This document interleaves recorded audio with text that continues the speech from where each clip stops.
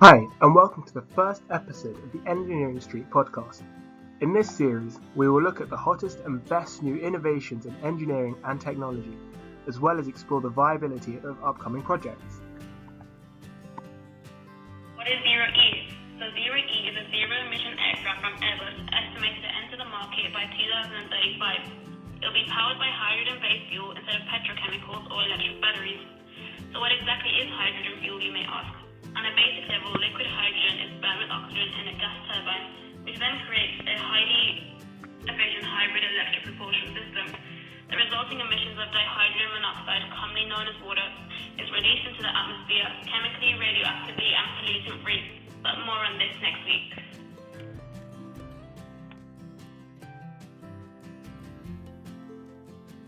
Hydrogen fuel is the only real zero-emission technology that is possible in the market today. Hydrogen fuel can work with existing aircraft technology and can relatively match some of the potential done by jet fuel. By tweaking the way an aircraft engine works, only the engine needs to be upgraded in any airframe.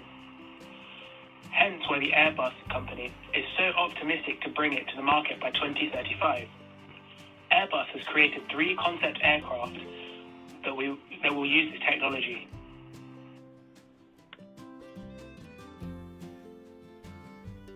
First is a hydrogen turboprop that looks like the ATR-72 or the Q400 that is mostly used in regional networks today. It will have a range of around 1,000 nautical miles and can be powered by 2 special hydrogen turboprop engines.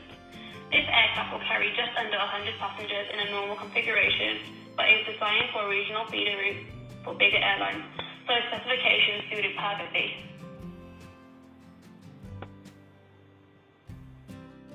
The second, called the turbofan, designed by Airbus, carrying 200 passengers to a range of 2,000 nautical miles. This aircraft looks just like the planes that we see flying in the world today. Although with no emissions, the range is perfect for most routes, as the average distance travelled by most flights today is only 1,240 nautical miles, or 2.3 kilometers.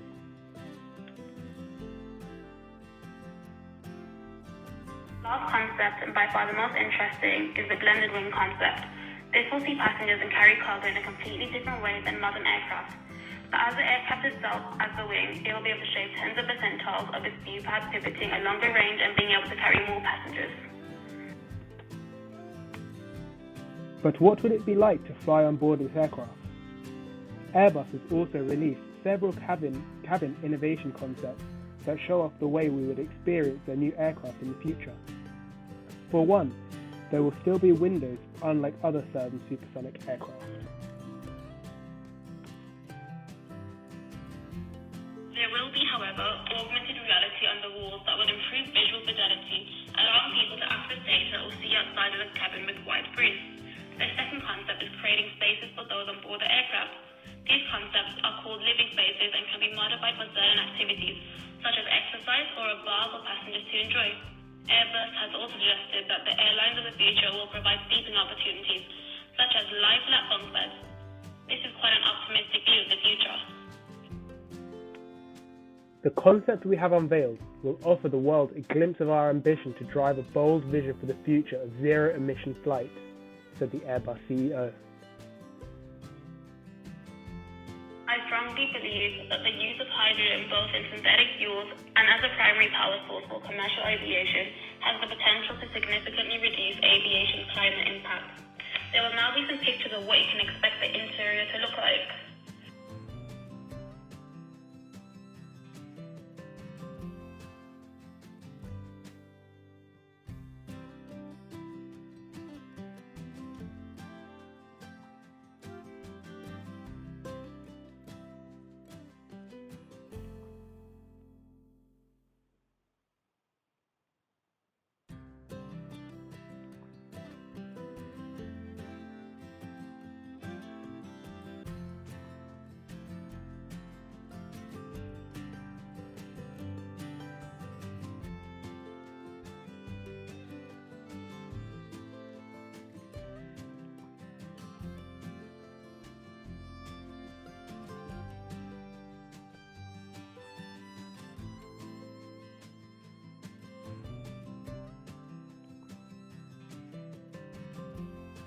However, there are some flaws to this hydrogen technology that we should discuss.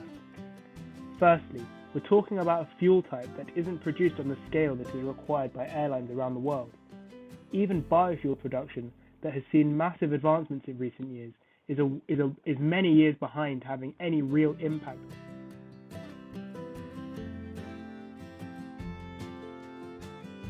For example, KLM would use up the entire world's supply of biofuels in less than a day at peak operation.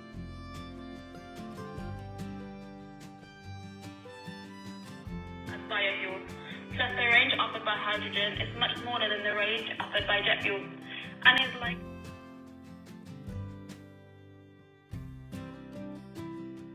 the technology. So while the idea is ambitious,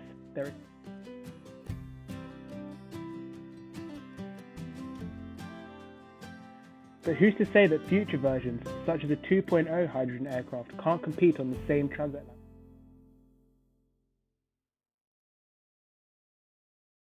hydrogen transport and refueling infrastructure to meet the needs of day-to-day operations? Support from governments will be key to meet these ambitious objectives, with increased funding for research and technology. There will need to be mechanisms that encourage the use of sustainable fuels and the renewal of aircraft fleets to allow airlines to retire older, less environmentally friendly aircraft earlier.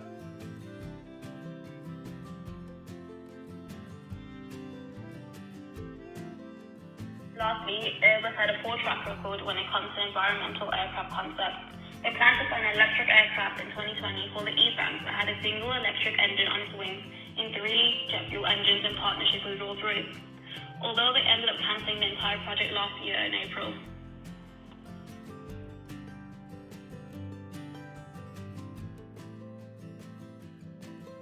We do believe that this technology will succeed in the future and will no doubt revolutionize how we travel, just not quite yet.